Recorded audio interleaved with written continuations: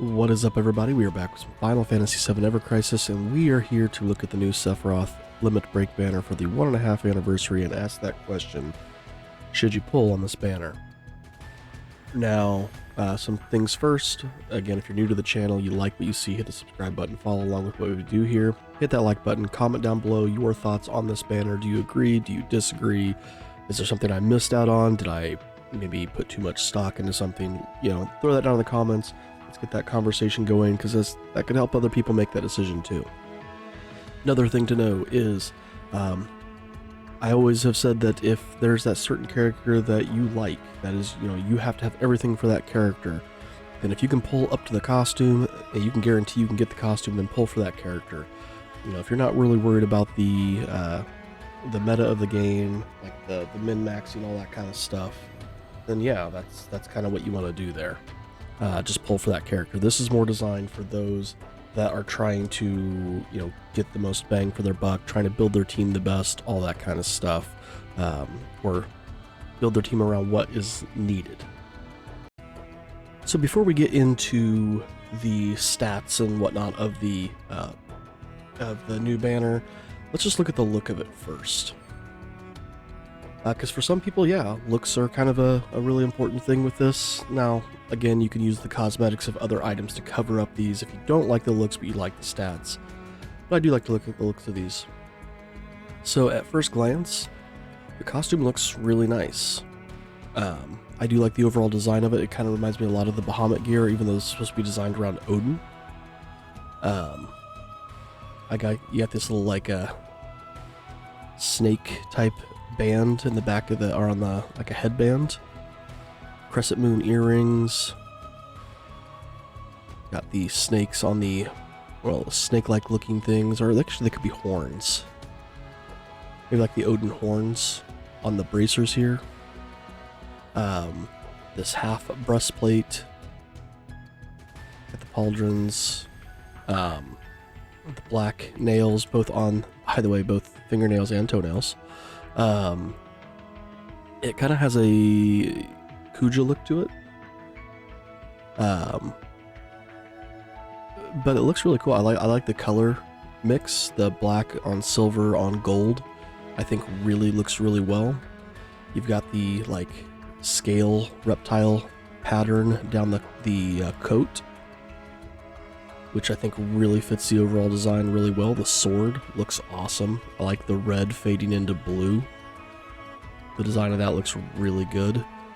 Kind of the shape of the weapon kind of reminds me of Cloud's Final Fantasy VI lock sword.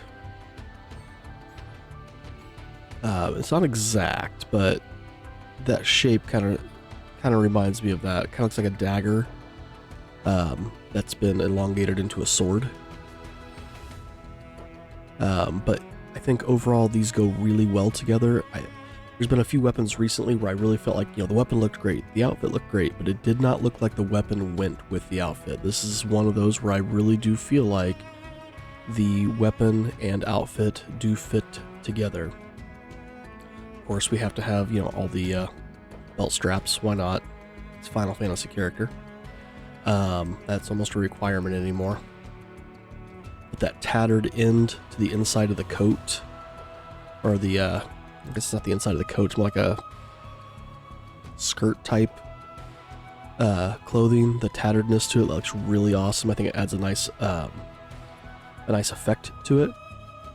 You have these straps coming off the gauntlets that are apparently defying gravity and just kind of hang straight out there. And then you've got like the boots here that got the little toe ring holding them in place there. Overall, the design of this looks really, really good. I do like the design, and I like the design of the two items together. Okay, so let's look at the stats. We're going to start first with the Cape of the Worthy. This is the gear. It provides a boost attack to all allies of 10 points. So that's going to give you a 5% boost to physical and magic attack to all allies. And the key thing, the bigger thing here is this right here, the Belt of the Worthy. So this is an all elemental damage boost plus 30%. Now, it's not an Arcanum, but it's not a Mastery either. The fact that it's giving us 30%. Because, again, when you look at the... Let's go to a party screen for this. When you look at Arcanums, an Arcanum will give you 35%. But it's also not a Mastery either, because a Mastery only gives you 20%. So it's actually really close to an Arcanum. It's 5% off from being an Arcanum. So really, really close to that, but it's all elemental. The only other character who we've gotten who has anything like this is Tifa, and that was with her blue daffodil attire here, and which again was that plus 30%. The only difference is hers gave reprieve instead of that boost attack to all. I'm kind of glad, I mean, while I think it would be awesome to have reprieve on this outfit, I kind of like that it's a little different. This sometimes can be that little damage boost that you need. Though, at the same time, reprieve wouldn't have been bad either. So, the stats on this are absolutely amazing. If you don't have any of the Arcanums for Sephiroth, you came in later, or you're trying to figure out where to spend your armor tickets. If you pull for this and you get this, you don't need to take those gear tickets that we've gotten for like the 1.5 anniversary and get any of Sephiroth's Arcanum gear or Mastery gear, because this is going to cover all of that. So that's a huge bonus. It can replace a lot of things. Now the one downside is it's replacing all those things. But this will pair very well with the weapon. We're going to check it out here in a second. And it also is going to pair really well with some of the other gear that he has. So, Blade of the Worthy, this is the weapon. At base 5-star, no OBs or anything like that, 540% magic non-elemental damage to all enemies. Does 10,000 additional non-elemental magic potency to all enemies, and applies exploit weakness at 25% for 30 seconds when HP is 50% or more. This is like a combination of Cloud's Bahamut Greatsword, or Bahamut Sword, and Tifa's Daffodil Gloves. It kind of takes some from each, in the sense that when you look at Cloud's Bahamut Sword at, well, let's get it up to OB1, then we can compare, because I really don't have the stats from when it was at the base 5-star. So this will be more of an equal comparison here.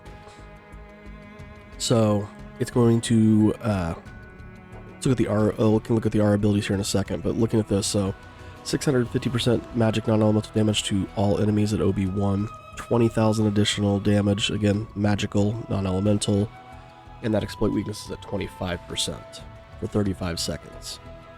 Alright, so Cloud's Bahamut Sword did 520% physical non-elemental damage to all enemies. So this is doing 130% more damage. It's magic instead of physical. And the 20k is the same. So that part is exactly the same. It's doing more base damage off the hit though. Main difference from the Bahamut Greatsword with this is that the Bahamut Greatsword also granted haste. So instead of getting haste, we're getting this exploit weakness, which then goes towards Tifa's Daffodil Gloves. When we look at Tifa's Daffodil Gloves at OB1, they were doing 720% physical damage, physical non-elemental, but just to 1. So this is doing slightly less than those, but this attacks all. The exploit weakness was 25% for 50 seconds at OB1. So, you're losing some duration here. You're going to have to cast this more often at OB1. How do we compare the R ability stats to the other weapons? So this has at OB1 boost attack to all allies 32 points. This puts it in line with the Daffodil Gloves because that's also what it did. At OB1 it was providing 32 just like this does. So if you're main-handing this weapon, you're at 9%. If you are off-handing this weapon, which is more what I would suggest, you would be sitting here at the 7%. It also provides boost ability potency, which is exactly what Tifa's Daffodil Gloves did. Again, 15, which is the same amount. Main handing, you're at 15%, but again, I would suggest off-handing, so you're at 8%. It also provides magic attack, and triangle sigil boost. So even at base 1, this is still a decent thing to have. The 35-second run for exploit weakness kind of sucks, but you're going to want to get this a little higher. But even at OB1, it's going to have its uses. Not as a main weapon, but like I said, to help build for his other weapons, which we'll look at here in a moment. So you take this thing up to OB6. At OB6, it's doing 840% damage to all enemies. Again, magic non-elemental. Comparing that to Khaled's Bahamut Greatsword, it was doing 670 at OB6. So now we're at 170% more damage. Doing 30k to each additional, same as the Bahamut Greatsword. Alright, switch back to Tifa's Daffodil Gloves here. And we've now jumped up to 35% at OB6. For Tifa's Daffodil Gloves, it was at 40%. So the Daffodil Gloves are now at a higher percentage, and they were lasting for 50 seconds still, so still a higher duration. So it's not a perfect replacement for the Daffodil Gloves if you didn't pull on them, but it's comparable. It's fairly comparable. Because again, those aren't something that you're going to be, using constantly. You're just using them to buff yourself. The boost attack all allies has gone to 40, just like the Daffodil at 40. If you're main handing, you're at 11%, but again, offhand 7%. So that has not changed. You are still stuck in that 7% land. Boost ability potency has gone up to 27, so you'd be at 22% if you're main handing, but again, you probably shouldn't be, so you're stuck in 8%. Which kind of sucks, because I mean, when you think about that 27, so you're at 13, you're 2 points away just from this weapon from getting up to that 15-point break. Alright, you max this thing out fully, OB10, level 120, you're doing 1010% damage to all. The Bahamut Greatsword only did 800. 40k is the same to all. Now the exploit weakness has finally jumped up to 40%. Now it finally matches Tifa's Daffodil Gloves at OB10. The only difference is it lasts for 60 seconds, while the Daffodil Gloves lasted for 70. But other than that, that's exactly the same. The potency is exactly the same. So you have to get it up to OB10 to match what you were doing at OB6, basically, with the Daffodil Gloves. Which kind of sucks considering this is an anniversary or half anniversary banner. You would think that those are going to do more, or be a little bit more potent than just a regular limit break banner we had through the year, but it's still good. It's still very, very good. Looking at the R abilities, boost attack all allies is now to 46. Again, same as the Daffodil Gloves. Main handing, you're at 13%. However, if you are offhanding, you are still at that 7%. That is not changing. This would have to get all the way up to 50 for you to offhand this, and get it up to 9% just this weapon.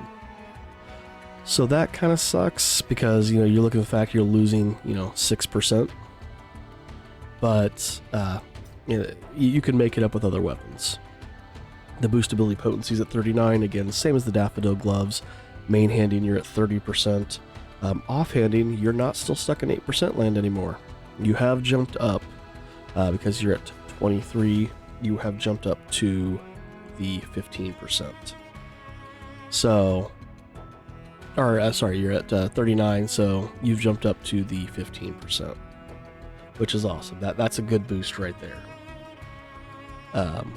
And I think I got these numbers mixed matched for the last one. You'd only need 4 more points. I think I said that I looked at this one and said 11. So is it a great weapon? Absolutely.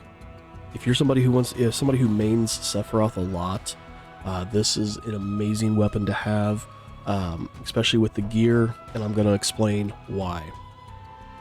So we're going to need to come to the wishlist area here for a second and look at some of Sephiroth's weapons.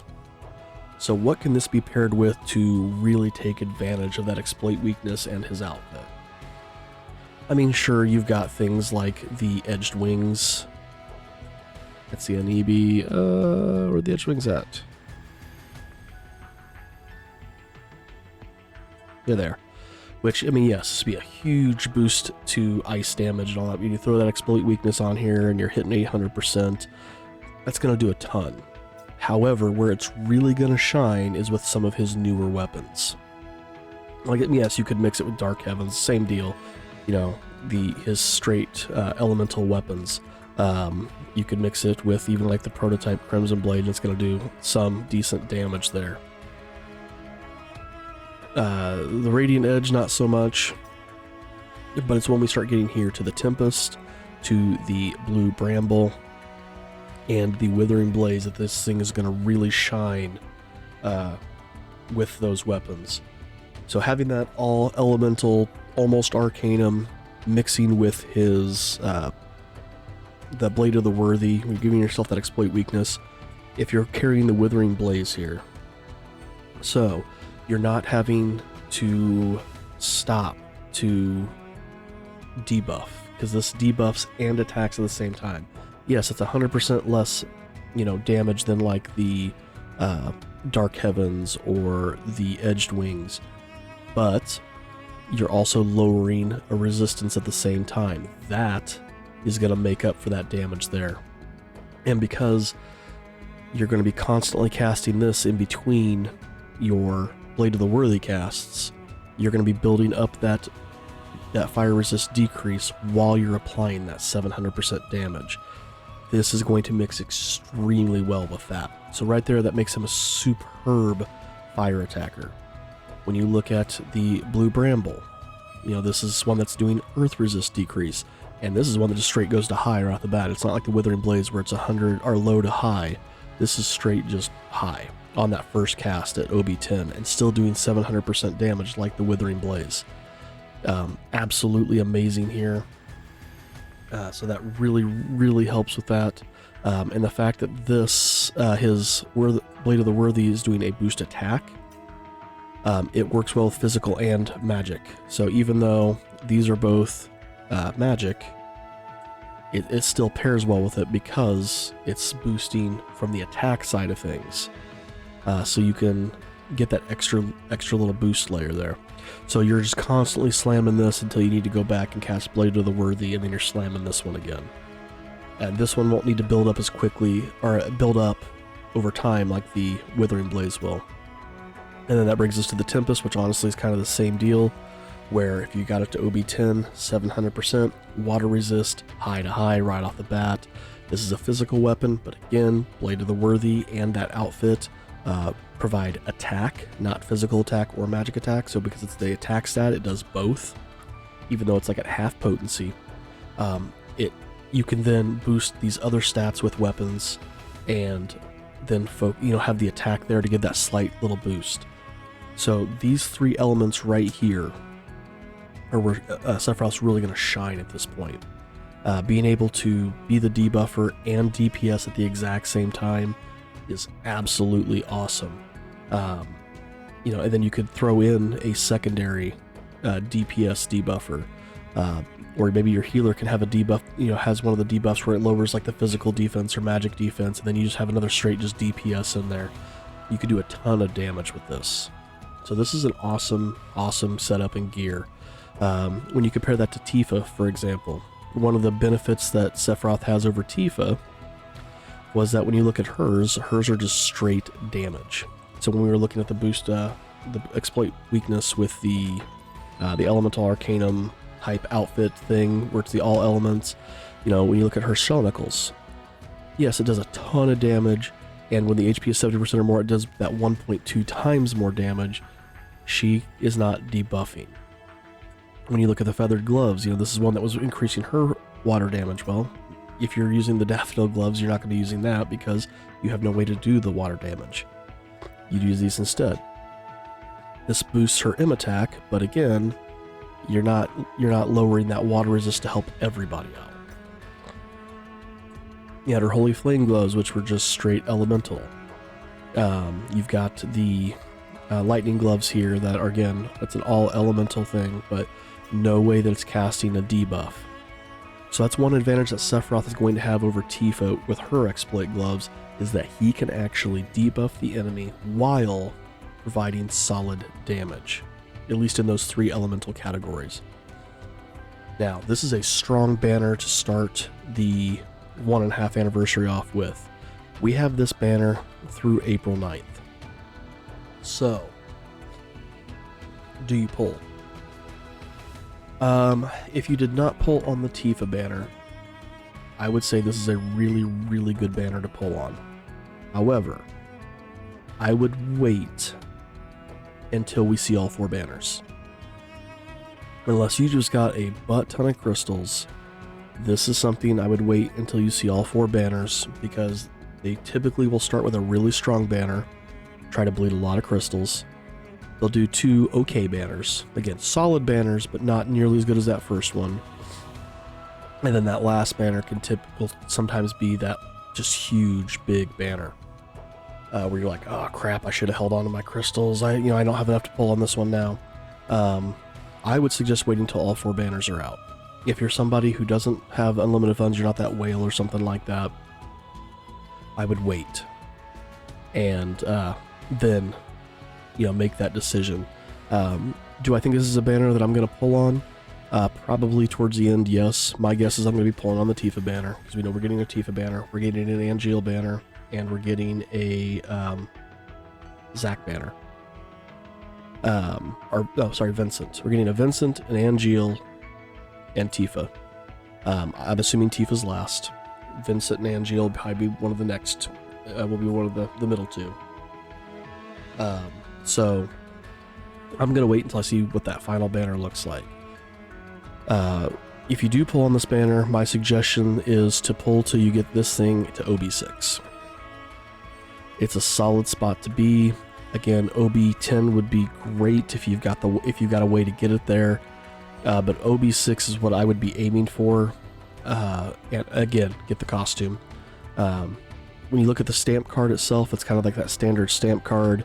The 4th slot, 5-star or higher. 6th slot is the guaranteed weapon. 12th slot is the costume. On the second page, you've got a chance at you've got 3 more guaranteed weapons here.